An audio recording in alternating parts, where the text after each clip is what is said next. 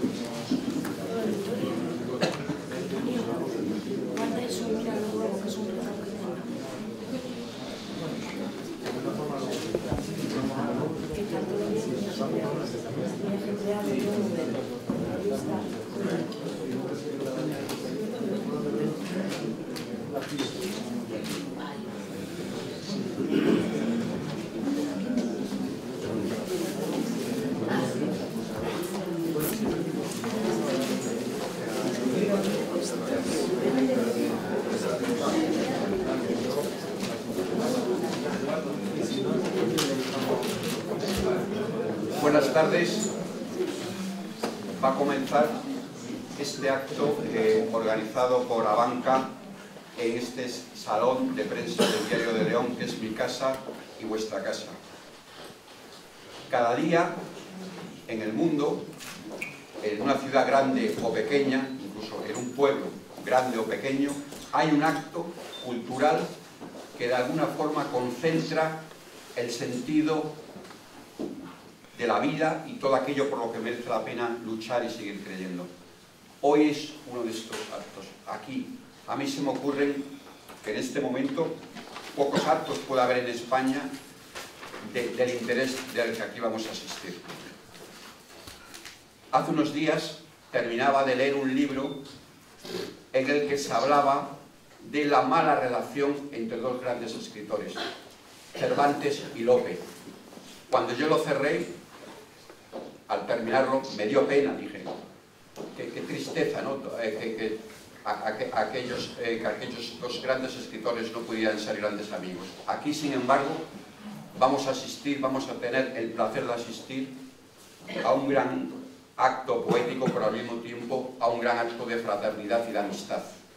En estos tiempos tan difíciles y tan duros para todos, para unos más que para otros, es especialmente hermoso.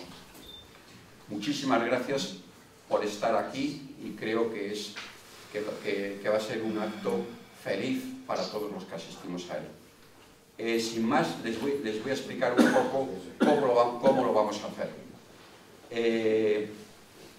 En primer lugar, el acto lo va a moderar Eloísa Otero, gran poeta y estupenda periodista y un referente en la gestión cultural y en el periodismo cultural en esta ciudad. Primero, como poeta anfitrión que da la bienvenida, hablará Antonio Gamoneda, leerá poemas y luego lo hará Rafael Cadenas. Entonces, al final, si alguno de ustedes quiere hacer alguna pregunta, la puede hacer. Y sin más, lo dicho, muchísimas gracias a los poetas, muchísimas gracias a la organización, a Abanca, gracias al Diario de León por dejar esta sala, y estoy convencido, como les he dicho, que cada día, en alguna ciudad, en algún país, en algún pequeño pueblo, hay algo, un acto que resume todas aquellas cosas por las que merece la pena luchar. Estoy convencido que hoy es uno de los actos más hermosos que se están celebrando en España. Muchísimas gracias de nuevo y sin más le cedo la palabra a Eloísa Otero. Muchas gracias.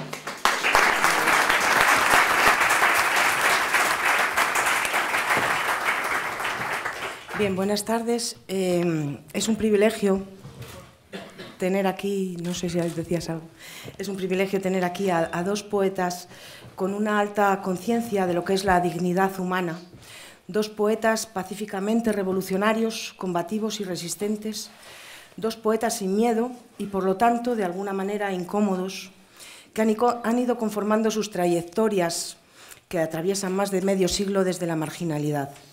Ambos aparecen recogidos en Las Ínsulas Extrañas, que es esta exquisita antología de poesía en lengua española del siglo XX, que empieza con Juan Ramón Jiménez y Pablo Neruda, y aquí por la mitad, más o menos, porque los autores están colocados por edad, por fecha de nacimiento, pues están casi juntitos Rafael Cadenas y Antonio Gamoneda.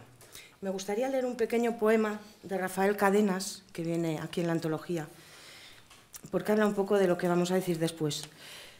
¿Sabías en tus adentros que los poemas no bastan? ¿Para qué esculpir la palabra carentes? Se espera oír diciendo, ¿qué se busca excavando con ella en tierra endurecida? ¿Quién puede hablar sin saberse milagro?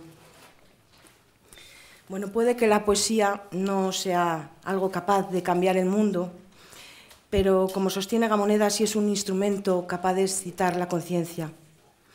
En realidad no sabemos lo que es la poesía, pero la reconocemos cuando aparece, sea en el vivir, sea como escritura, dice Rafael Cadenas, y dice también, la poesía es poderosa e insignificante. Insignificante porque su influencia en el mundo es mínima, poderosa por su relación con el lenguaje. La política vacía de sentido las palabras, palabras como democracia, justicia, libertad. Los poetas llaman la atención sobre ese vacío. Las palabras pierden su valor si no se corresponden con la cosa que designan. No es nada nuevo. Confucio lo llamaba rectificación de los nombres, y eso es un poeta, dice Cadenas, alguien que rectifica.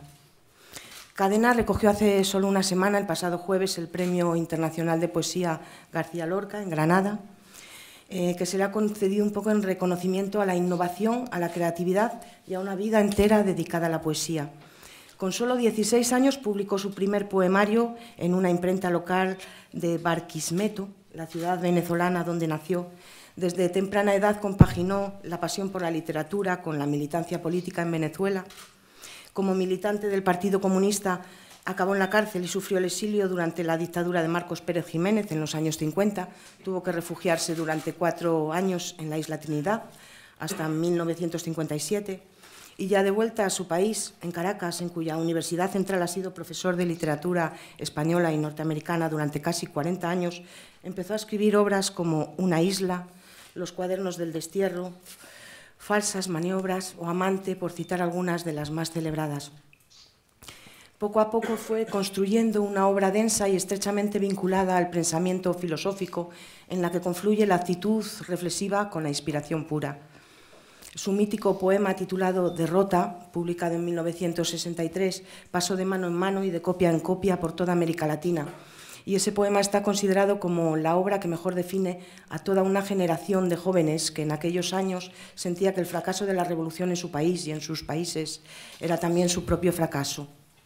Su poesía y su prosa aparecen recogidas en este libro, obra entera, Poesía y prosa, que ha editado en España Tusquet, Pretextos, editorial, que también tiene otros 2 libros suyos, Sobre abierto, y este que es el último, publicado este mismo año, En torno a Vaso y otros asuntos. En palabras de Julio Ortega, la poesía de Rafael Cadenas es una invitación a la soledad, una conversación en sus umbrales. Es un tejido hecho de varias voces, arcaicas, internas, luminosas, que trama el hilo cierto del silencio, absorto, lúcido, impertérrito. Por eso dice tanto como calla. Leer a Cadenas es recorrer el entramado sutil, firme, delicado y tentativo de un proyecto poético que se arriesga a darle la palabra al silencio.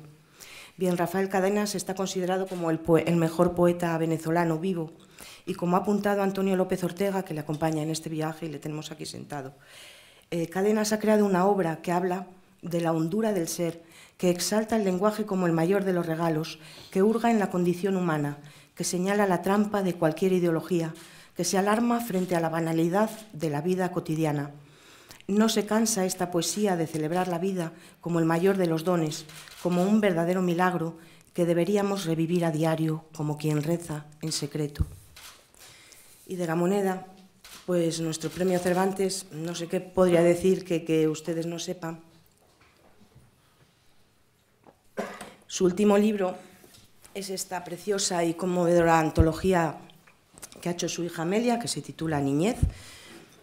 Y bueno, aunque durante muchos años la suya fue una escritura prácticamente desconocida, ignorada o ninguneada, al final se ha colocado en un lugar central de la literatura en español y su poesía es hoy patrimonio de todos. Él se ha definido sencillamente como el mejor poeta de su barrio. Y es que, como ha señalado Pedro Serrano, Gamoneda, más que un poeta español, es un poeta del río Bernesga y de los límites entre urbe y campo en la ciudad de León. Esa pertenencia extrema está conectada con una experiencia humana profunda, donde la poesía es lugar común de todos, independientemente de lenguas, culturas y tradiciones literarias. Gamoneda es un poeta realista, capaz de reflejar lo esencial de la realidad, lo que queda para después del tiempo, no los detalles circunstanciales, sino la herida profunda que se hace universal a través de sus palabras. Sus poemas, dice Pedro Serrano, son fotografías exactas de la miseria y lo inmisericorde, y de una voluntad de vida que florece a pesar de la opresión y en la opresión, con una hábil capacidad para unir ternura y descarne en una sola imagen. Como ha escrito Amalia Iglesias, Gamoneda, el escultor de las palabras, es el poeta que venía mereciéndose la gran tradición poética española desde hace mucho tiempo, pero también es el maestro necesario, la voz que se merecen tener como referencia los jóvenes poetas del futuro de nuestra lengua. Gamoneda es un buen espejo en el que mirarse, porque nos vuelve a ofrecer el pulso exigente y entregado de la poesía y porque sitúa esa exigencia a la altura de los grandes clásicos desde una absoluta modernidad. Y les dejo con Antonio Gamoneda como poeta anfitrión, antes de que tome la palabra Rafael Cádenas.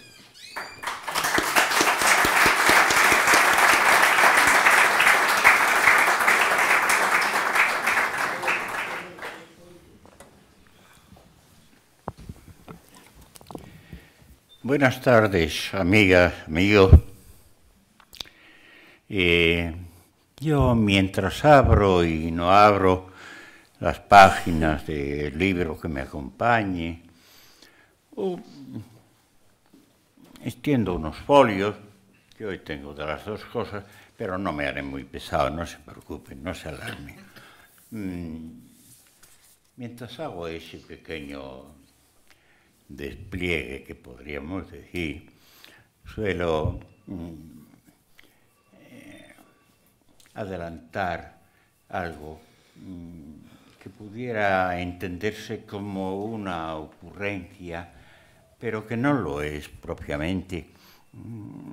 Suele ser algo que brota de mi experiencia y que no ha sido demasiado pensado, lo cual no me preocupa porque, bien, el territorio de la poesía es el de un pensamiento impensado, en cierto modo. El pensamiento que aflora por un impulso rítmico generador, a su vez, de la palabra y, por otra parte, esa palabra va a estar dotada de significación. ¿Pero qué significación?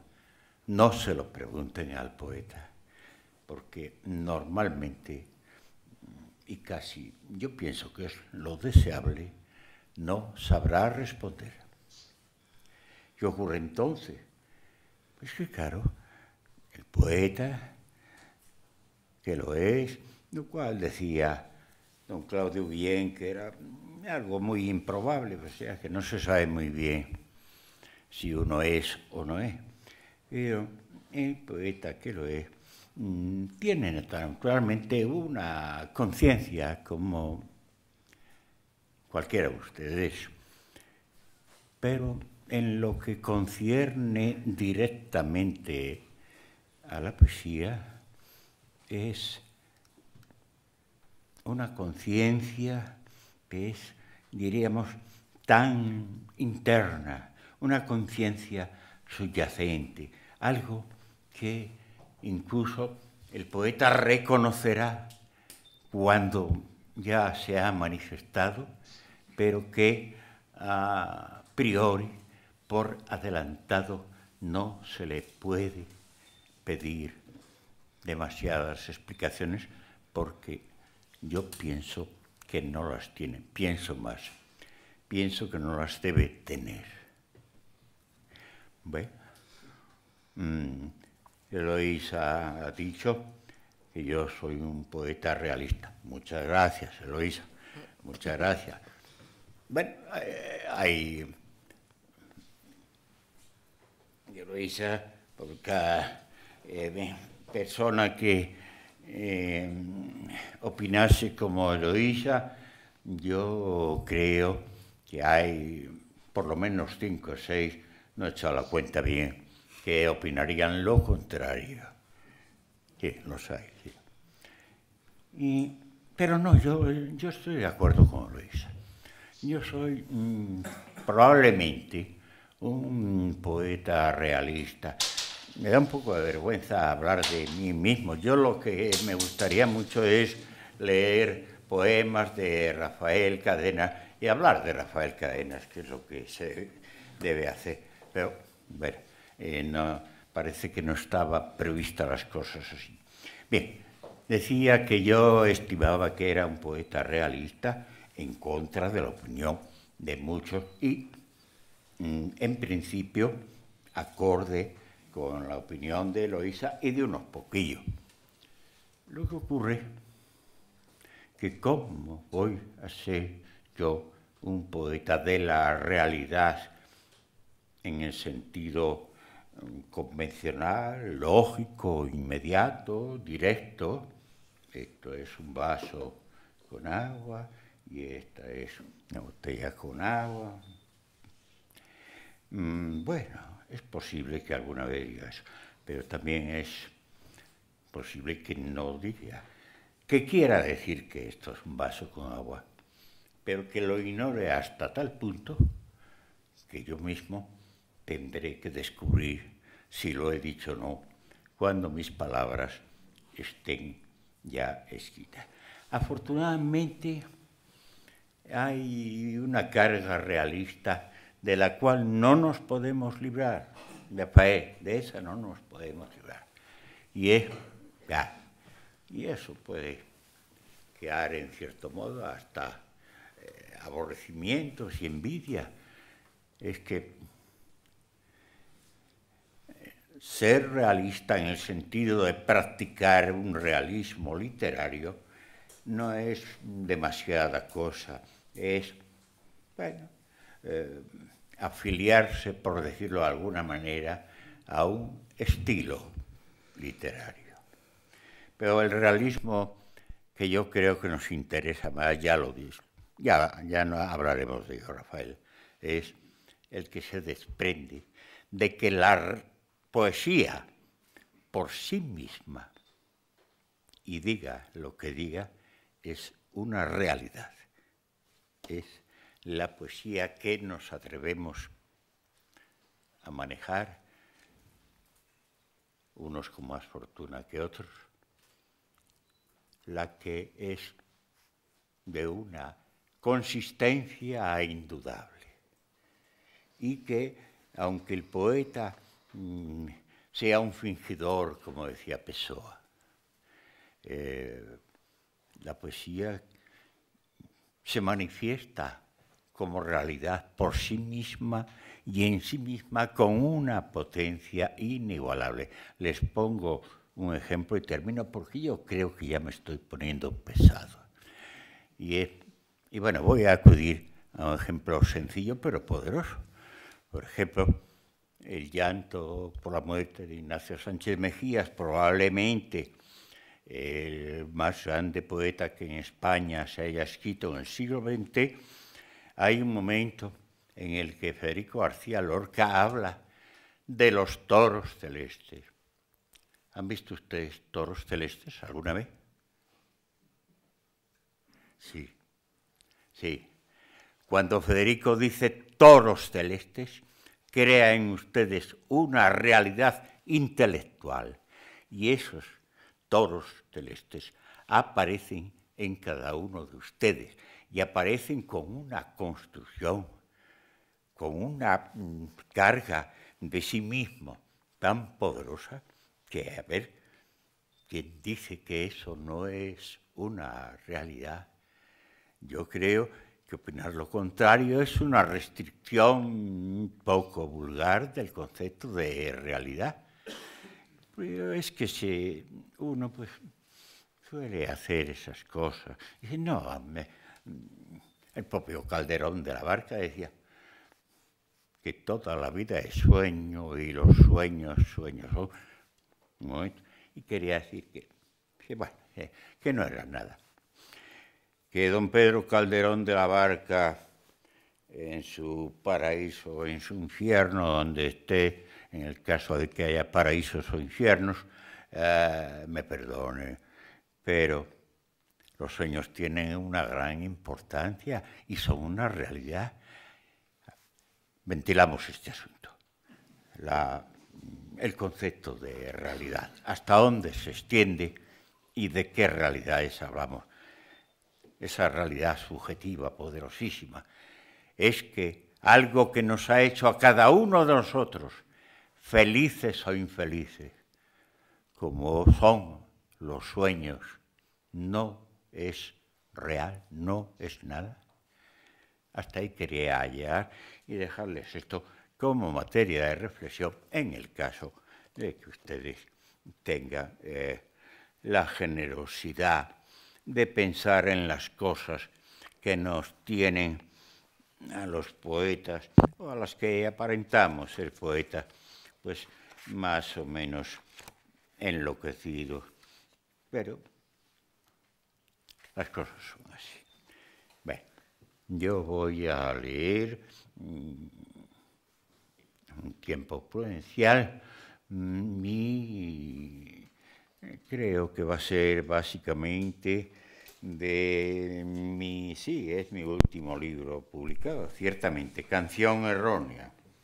Bien, pues sin error posible, porque procuraré atender a lo que está escrito y a pesar del título, leo. Había vértigo y luz en las arterias del relámpago, fuego, semillas y una germinación desesperada. Yo desgarraba la imposibilidad, oía silbar a la máquina del llanto y me perdía en la espesura vaginal. También entraba en urnas policiales. Así olvidaba los ojos blancos de mi madre. Vivía, parece ser. Vivía. Ahora mismo atiendo distraído a mi estertor. No hay en mi memoria ni olvido, única y simplemente lucidez. Han desaparecido los significados y nada estorba ya la indiferencia. Definitivamente me he sentado a esperar a la muerte como quien espera noticias ya sabidas. Vi palomas, vi sus alas temblando entre cristales y cenizas, vi frutos de bronce, su gravedad prendida de ramas inmóviles. Vi la pasión giratoria de los pájaros sobre la máquina azul de la alegría. Vi la geometría ardiente del relámpago. En la fiesta final ardió la púrpura del último jardín. Desfallecieron las cifras del relámpago y se desprendió el bronce de las ramas inmóviles.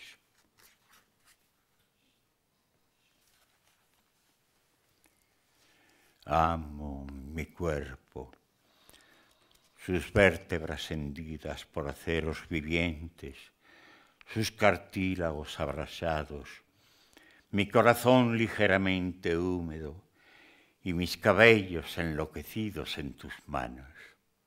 Amo también mi sangre atravesada por gemidos.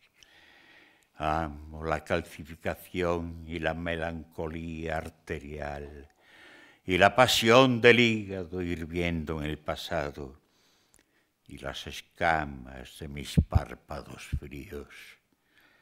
Amo el estambre celular, las heces blancas al fin, el orificio de la infelicidad, las médulas de la tristeza, los anillos de la vejez y la influencia de la tiniebla intestinal. Amo los círculos grasientos del dolor y las raíces de los tumores lívidos. Amo este cuerpo viejo y la sustancia de su miseria clínica. El olvido disuelve la materia pensativa ante los grandes vidrios de la mentira. Ya todo está dirimido. No hay causa en mí no hay más que cansancio y un antiguo extravío. Ir de la inexistencia a la inexistencia es un sueño vacío, pero sucede. Yo amo todo cuanto he creído viviente en mí.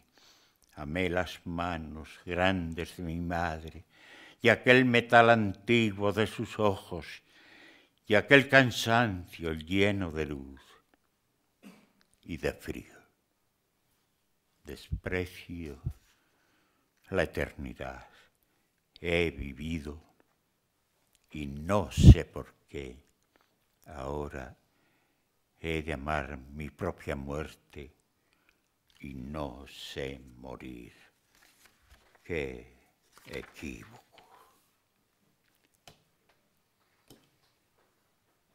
Amé. Es incomprensible como el temblor de los álamos. Estoy extraviado, pero yo sé que amé. Yo vivía en un ser y su sangre se reunía con mi sangre y la música me envolvía y yo mismo era música. Ahora, ¿quién es ciego en mis ojos? Unas manos pasaban sobre mi rostro y envejecían lentamente. ¿Qué fue vivir entre heridas y sombras? ¿Quién fui en los brazos de mi madre? ¿Quién fui en mi propio corazón? Únicamente he aprendido a desconocer y olvidar. Es extraño. Todavía el amor habita en el olvido.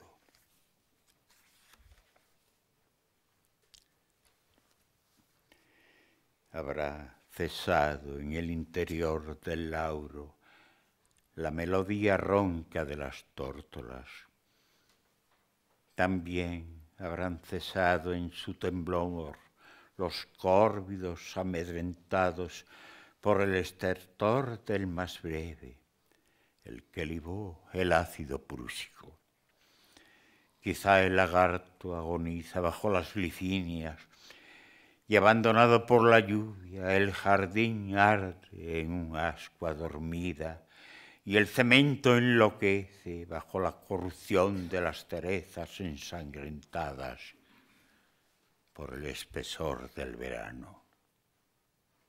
Aún son posibles otras posibilidades.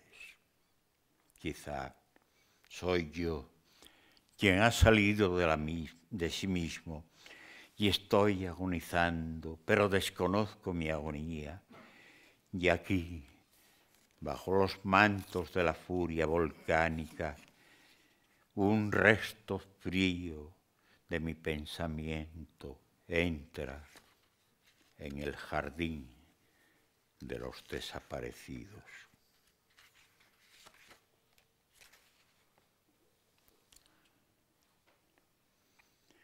Hierve el rocío bajo los árboles torturados y la lluvia es negra sobre los muros y las amapolas. ¿Es esta la tierra? Estaba limpia bajo las estrellas. Van a pudrirse los recuerdos, va a oxidarse la nieve. Hay animales muy pequeños en mis venas. Por esto, y por lo que concierne a la numeración de la tisis, a los tumores industriales y a la metralla en el vientre de los niños asiáticos, hay que hacer algo. Quemar, por ejemplo, los trépanos y las finanzas financieras a causa de lo dicho, y también para que la mierda no entre en las venas de nuestras madres y para que aún puedan sonreír un poco antes de morir.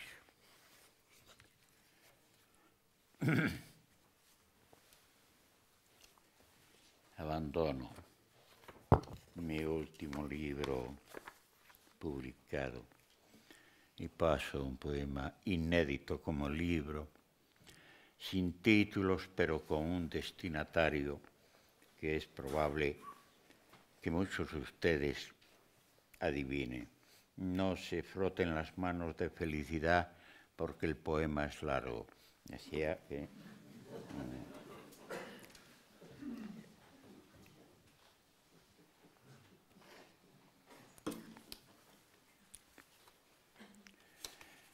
Juan Carlos, tus palabras han entrado en mis venas y yo he atado mi corazón para que permanezca en quietud, reconociendo tus sílabas imposibles y ciertas.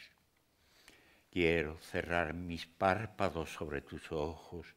Dame tu mano izquierda y tu insomnio poblado de espinas. Dame la tercera conciencia, la flor roja de los ambulatorios. Dame la ceniza viviente, tus llagas clandestinas, tu exhalación, tu médula insumisa, tu dolor pensativo. Mira mis viejas manos, pájaros sin especie, vienen a sus cartílagos y zurean los últimos avisos naturales. No ha lugar. No preciso tales recordatorios. Yo tengo ya mi muerte preparada en unos ojos que amo y en algunos silencios de mis hijas. Juan Carlos, te oigo silbar sin esperanza. Ven a la provincia inversa, donde los perros balan y aúllan las alondras. Ven con tus grandes hoazas de centeno y de llanto. Trae tu cordel, tu arbolada ternura. No olvides tus imanes, tu látigo de seda, ni el lápiz de la ira, ni el del amor, ni tu vértigo. Quiero decir, tu maestría ante el abismo.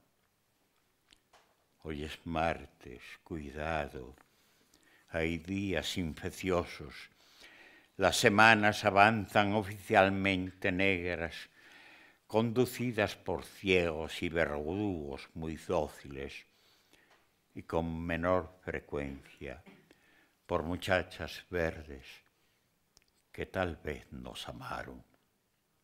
Yo ahora mismo no sé. Yo quiero oír el rumor de las ancianas blancas, digo las finalmente blancas, digo las últimas ancianas provinciales, yo no vivo ni pienso más que en algunos viernes generalmente lívidos, generalmente agónicos. Generalmente pienso en larvas convulsivas, en infinitas tenias, en padres espantosos que financian las sombras, asistidos por curas y por putas silvestres. Los lunes estoy loco, padezco de esperanza, quizá agonizo, pero padezco de esperanza. Aún, ahora, todavía guardo la sábana negra de mi niñez, la sábana que envolvía los sábados mi adicción a los muertos y a la sombra inguinal de Pilar, primogénita del señor Juan Ceballos, braviario y sordo universal, finalmente absuelto por el monóxido de carbono de caminos de hierro del norte de España. Ah, la sábana que, entre rosarios y banderas y alemanes y moros, arrastré tantos días bajo los tristes, metálicos ojos de mi madre, oliendo el sobaco bicóncavo, zoológico y santo de 19 padres agustinos. En paz descansen con sus devocionarios, sus forúnculos y sus masturbaciones. Ah, la sábana negra, aún colgada de su garfio eterno. Sí, hablo de ayer, pero hoy aún es ayer. Tengo miedo.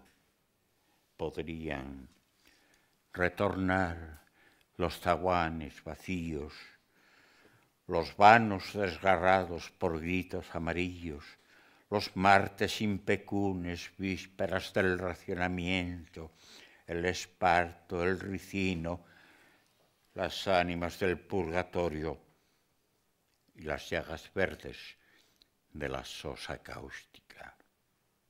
En aquellos días, es decir, en los días de la paila oxidada donde mi madre ponía a hervir la pobreza, se daba, no obstante, algún remedio.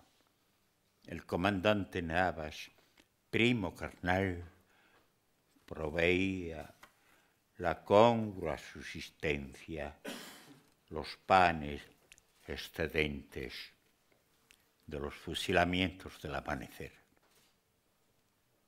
Cuánto hierro y qué poca brasa al fin. Se enrojecían las azucenas en mis manos. Tengo cierta vergüenza aún a causa de mi tuberculosis, pero debo callarme ya.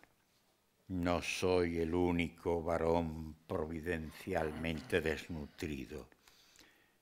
Sí, han cambiado los tiempos, pero yo aún oigo gritar a las vecinas y los Borges orinan sobre los muertos y la viuda loca baila desnuda ante la ventana amarilla.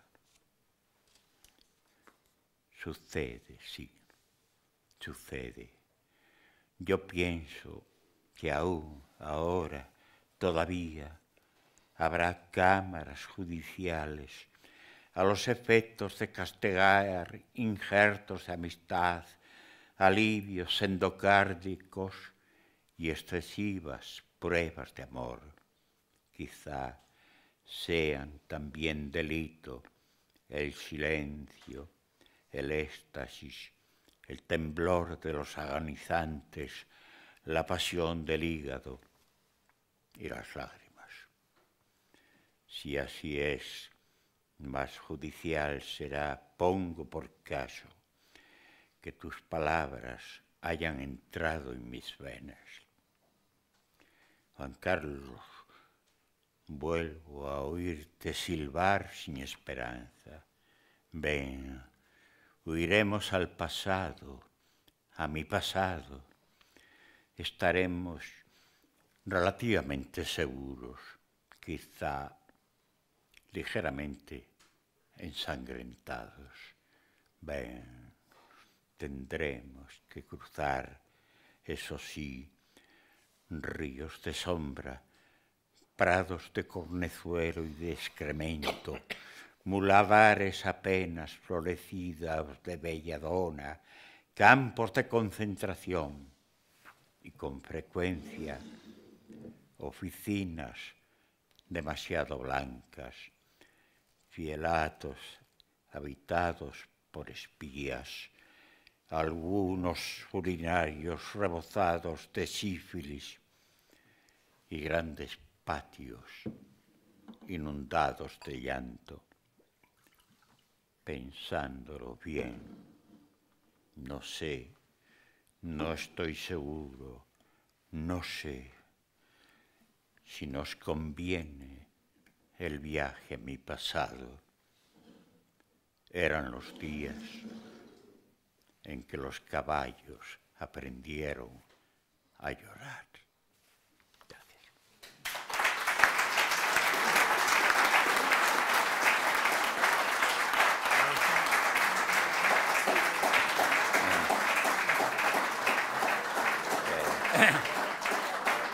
Ya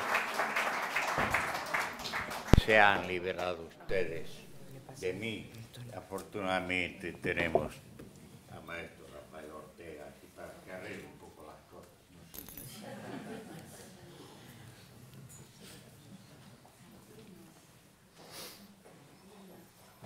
Yo no sé a qué distancia tengo que hablar.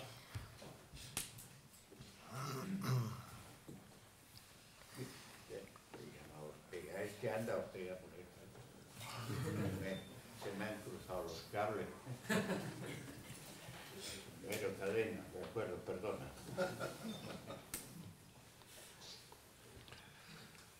Nos conocimos en Santo Domingo, en un festival.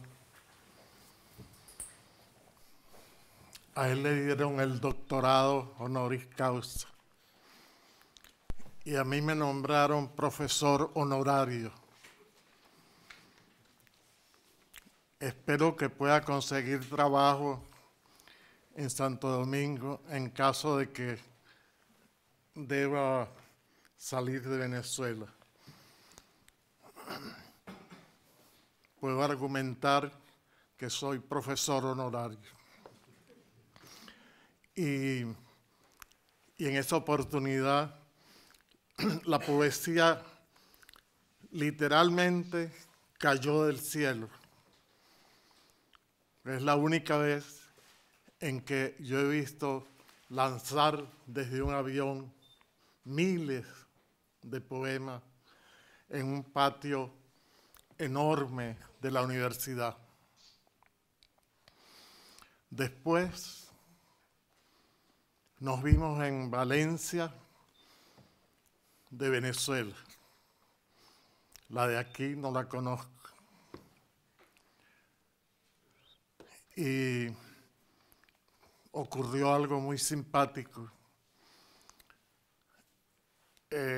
La joven que nos guiaba tardó mucho en invitarnos a comer. Y yo recuerdo que le preguntó al maestro de poesía, Antonio Gamoneda, si tenía hambre. Y él dijo, mire, en materia de hambre yo tengo un doctorado, porque él vivió la posguerra en España. Nosotros en este momento no tenemos posguerra, pero sí hambre, mucha hambre. No hay alimentos, no hay medicina, estuvimos hablando sobre eso. Después leímos en Segovia, en la casa de Antonio Machado, que en realidad era una pensión donde él tenía una pequeña habitación. ¿Es así? ¿No? Sí. La ciudad donde nací se llamaba inicialmente Nueva Segovia de Barquisimeto. Luego predominó el nombre de Barquisimeto.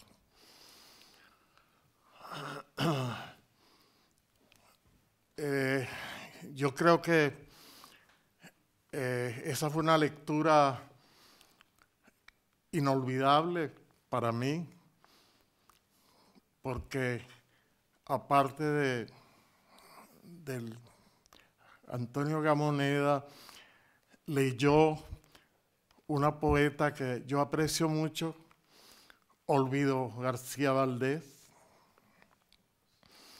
y eso de estar en el museo de Antonio Machado, en la pensión donde él vivió, a mí me emocionó mucho por el vínculo que tengo con el gran poeta y gran prosista Antonio Machado. Y pensé cómo sería esa vida ahí, el frío, ¿no? Y Antonio Machado caminando, después de dar clases de francés, a esa pensión. Lo que había era un pequeño cuarto, una cama, una mesa y un brasero. Eso es lo que yo recuerdo. Y además, es también la única vez que ha ocurrido eso, fue una lectura con música. A mí me tocó un pianista, el poeta Antonio Gamoneda, creo que alguien que tocaba el acordeón. Un acordeón que yo nunca había oído, por lo que pudo hacer ese músico con el acordeón. Y no recuerdo qué acompañamiento tuvo Olvido. Bueno, Olvido el acompañamiento que tuvo. Bueno, este libro acaba de ser editado en Granada. Es bastante completo. Yo le sugerí el título de Poemas Escogidos, pero no me hicieron caso. La llaman Antología Poética. Me imagino que van a distribuirlo, pero no estoy seguro porque no pregunté. Y fue un trabajo de muchos días. La persona que estaba preparando el libro también es un escritor, Ángel Esteban. Todo lo hicimos por teléfono y creo que lo hice sufrir un poco porque yo insistía mucho sobre todo en que hubiera bastante espacio entre un poema y otro.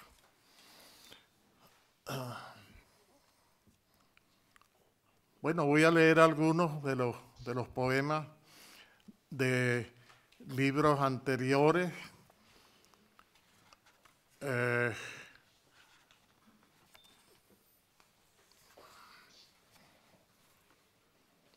Por ejemplo, de una isla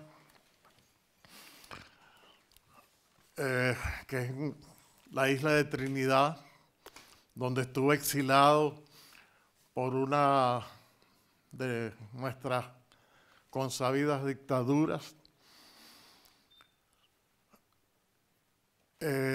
Yo reuní en Caracas poemas que tenían que ver con la isla de Trinidad.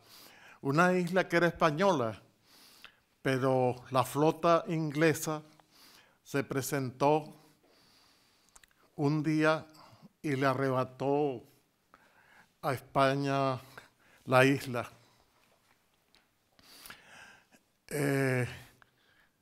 Yo pienso que lo que ha ocurrido en Venezuela es como algo que recuerda al siglo XIX. Es un retroceso, a tal punto que el presidente todavía habla del imperio español, algo que desapareció para bien de España, creo yo, pero que en el momento en que España perdió su última colonia, eso produjo en los escritores y poetas españoles mucha depresión. Bueno, hemos vuelto un poco al siglo XIX. Se está hablando allá de imperio español.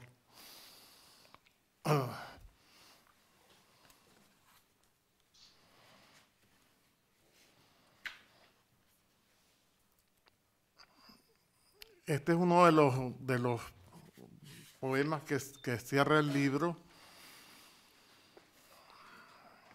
Dice: años de enterrar cartillas, himnos, celdas,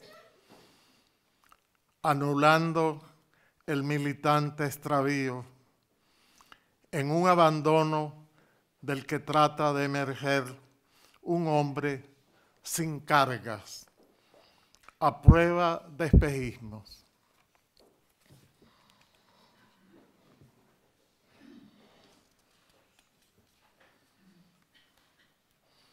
Emergimos de una narración para habitar. Antes de ser nosotros, fuimos personajes. Pendíamos de una épica incorpórea. Pensábamos en una edad en que el cielo pasaría por el hueco de una aguja. El pálido pensamiento nos tenía suspendidos sobre la tierra. Después, todos los lugares fueron reinos.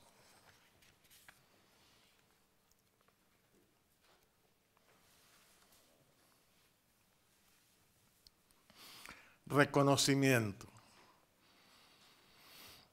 Me veo frente a este paisaje parecido al que protejo. No soy el mismo. Debo comprenderlo de una vez. He de encajar en mi molde. He acechado la aceptación súbita de mi realidad. Despedí la poesía que se cuelga de los brazos. Incendié los testimonios falaces. Adopté la forma directa. Una convergencia prospera en mí. Abandono mi caminar intrincado. Me dilato en vastedades blancas. Sirvo en silencio a un solo rey. Con huesos de ave violento los espacios cerrados. He sentido ráfagas de otra región sin culpa. Me hago a la lentitud, al gesto consciente, al rumor del desierto.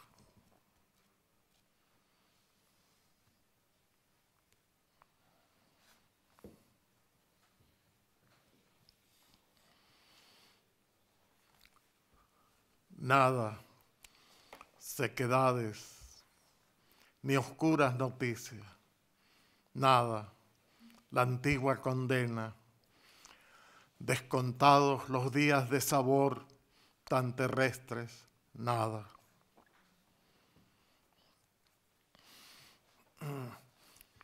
Alguien me dijo, yo soy nadie, y estuve a punto de felicitarlo. Recordé este pequeño poema que dice, sé que si no llego a ser nadie, habré perdido mi vida.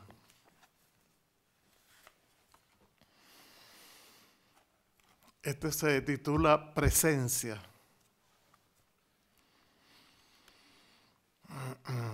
Rostros, colores de los trajes, tonos de piel tan inmediatos en los ojos, cansados de ser míos. Deja que los ojos se recuperen de ti. La única doctrina de los ojos es ver. El que enseñó a leer a los ojos borró el paraíso. El dueño tiene miedo. Los ojos solo tienen realidad. Qué pretensión darles lecciones a los ojos, maestros. Los ojos no tienen miedo ni son valientes. Tengo ojos, no puntos de vista. ¿Qué hago yo detrás de los ojos?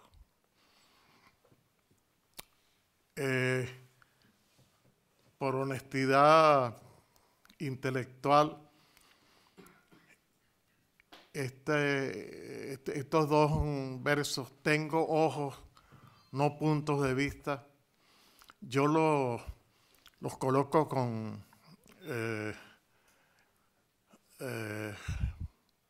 ¿cómo se llama?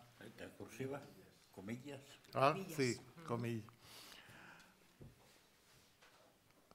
Porque no es mío ese breve poema. Es de Don Juan, pero no Don Juan Tenorio, sino el Don Juan de México, el chamán, ¿no? Y entonces me felicitan siempre por ese, precisamente, por ese dístico, ¿no? Y tengo que decirles que no es mío.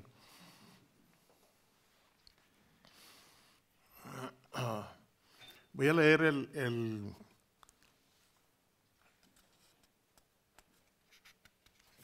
último poema de una serie que se llama Amante,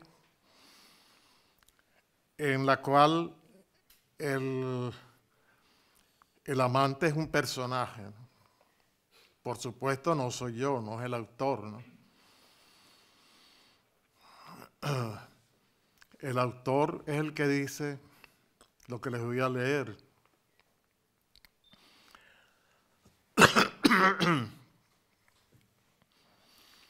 Al que apenas vive, le está vedado tomar la palabra en esta reunión.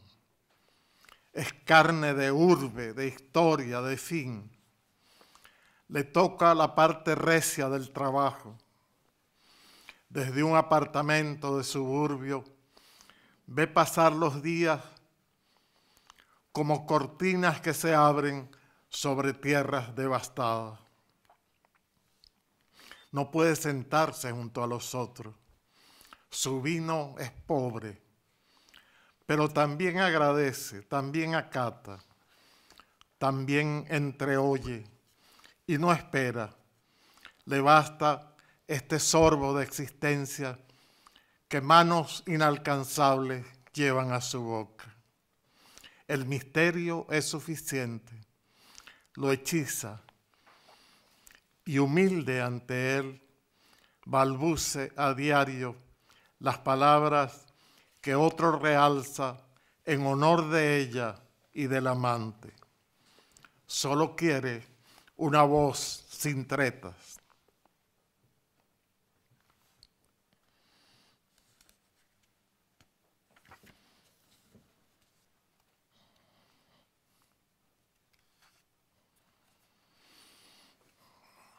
Conjunto residencial.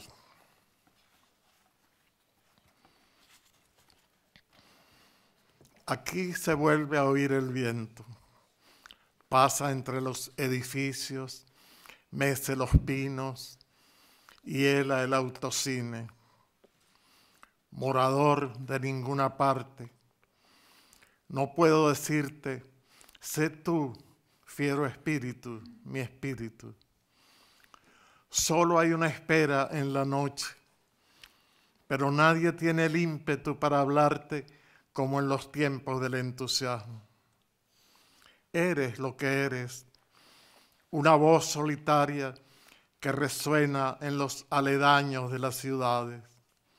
Las palabras que te dirigían también pasaron como las alucinantes hojas. Este es otro mundo. No hay dirección. El viento, cuando azota, golpea en el caos.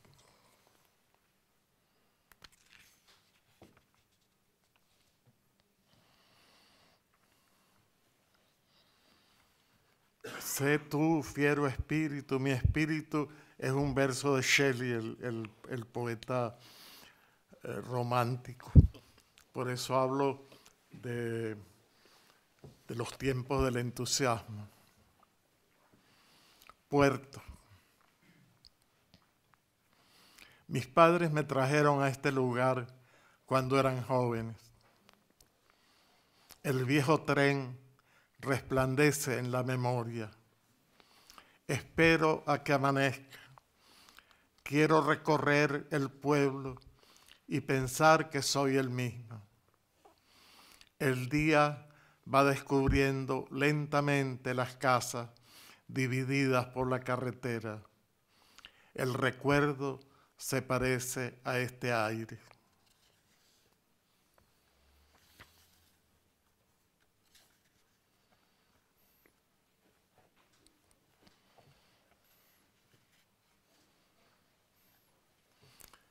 Este se llama atención. Percibir afuera, adentro, en vaivén, volverse registrador, como si un desconocido nos hubiera encargado un informe. Es vivir de amanuense asombrado.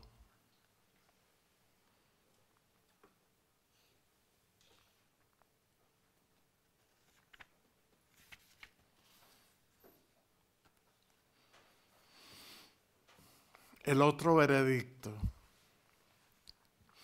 Tu patria, la vida, no concede premios, solo te sostiene. Cuanto más suyo, más extranjero. Así te afianzas y dices, hay algo en lo que no puedo equivocarme sobre mi país de origen.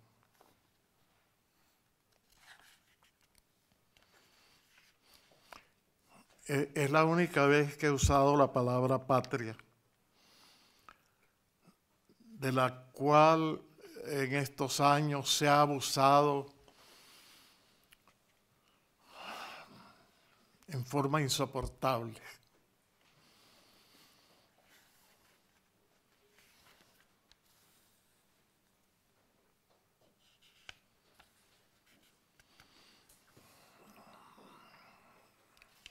Este no tiene título.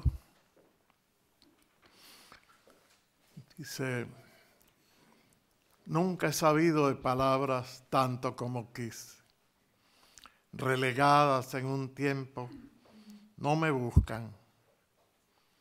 Yo también tengo, Odin, the best dictionaries that money can buy. Piezas que se alinean con ahogo. Nuestra vida es ardua, queda atrás, hierve. No quiero estilo, sino honradez.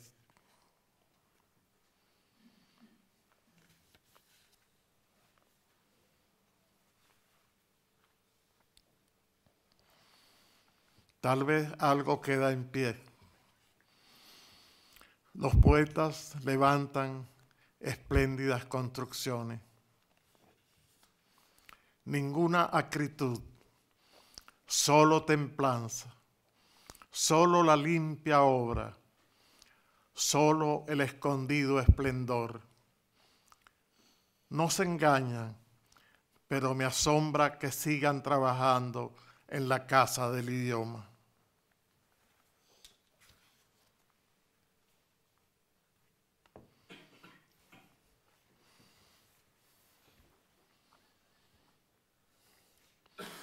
Ya voy a terminar con 2 o 3 poemas. Ocurre que después del laborioso forcejear, el poema está donde menos se esperaba, donde nadie lo buscó, donde no se ve, en el rincón más apagado. Vino a dar ahí, burlando al que escribía, al lector, a la página. Se deslizó hasta ese lugar donde de pronto es descubierto. Aquí, dice una voz, queda, oculto como un niño en un cuarto donde se guardan viejos muebles.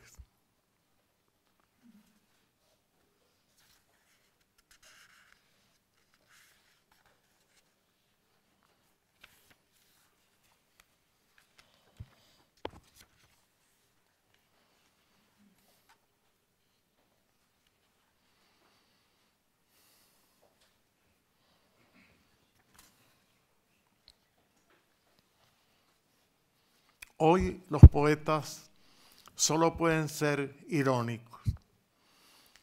Subafirmaciones, contrastes, paradojas, los delatan. Eran diferentes los antiguos. Tenían de su parte un dios o una diosa, cuando no perdían su favor, siempre incierto. Repetían aere perennius. Cuánto orgullo. Nada previeron. Ahora se encuentran con la orden de tierra arrasada que se cumple puntualmente. El viejo recomenzar y una hoja en blanco.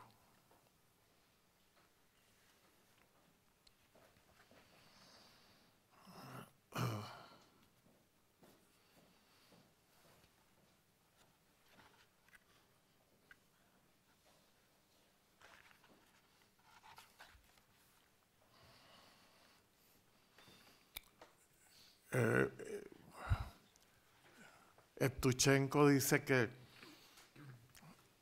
a él le queda el alivio de la ironía, pero el poeta polaco Zbigniew Herbert dice que la ironía fue destruida por la caballería de los bárbaros.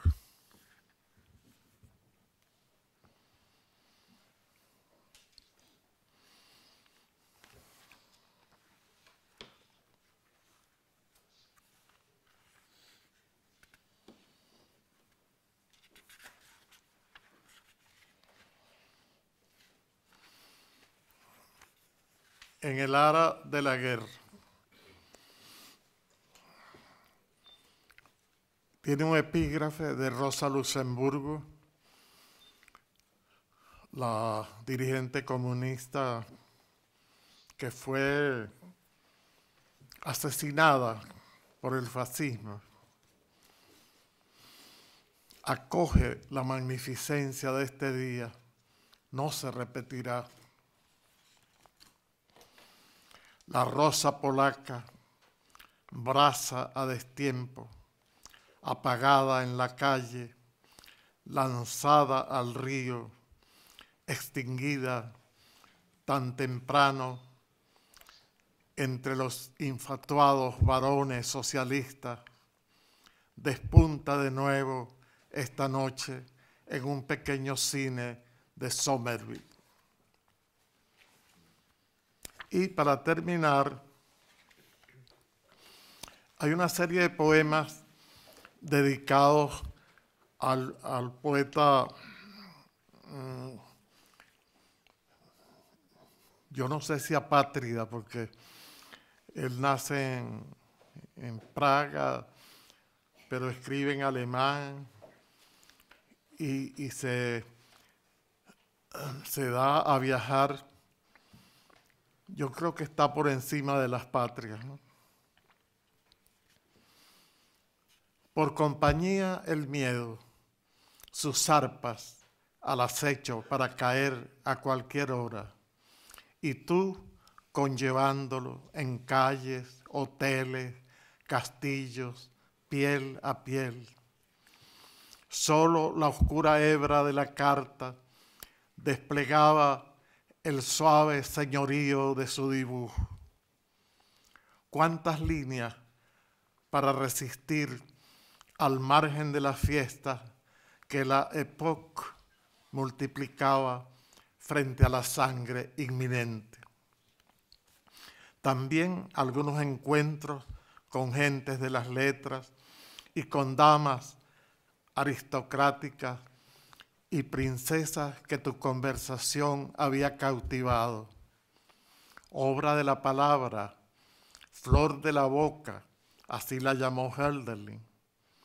Pasternak te vio en un tren conversando con su padre y cuenta que nunca había oído a nadie hablar alemán como tú. Aunque irresistible en verdad, dicen, era el silencio que te circundaba como otro aire.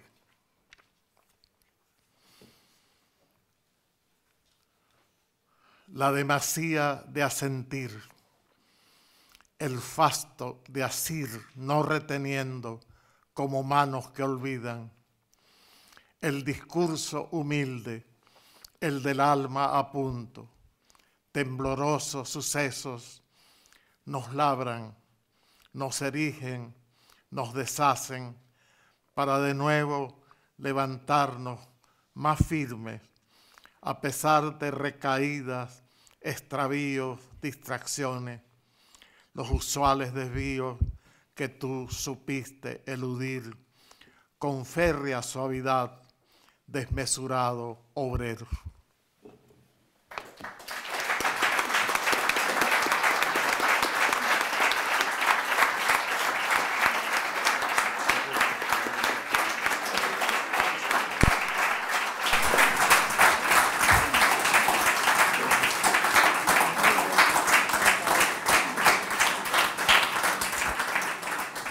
Muchísimas gracias a nuestros dos queridos poetas. Ahora, si alguien desea hacer alguna pregunta, puede hacerla.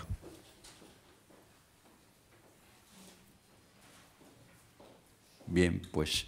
Se admiten respuestas.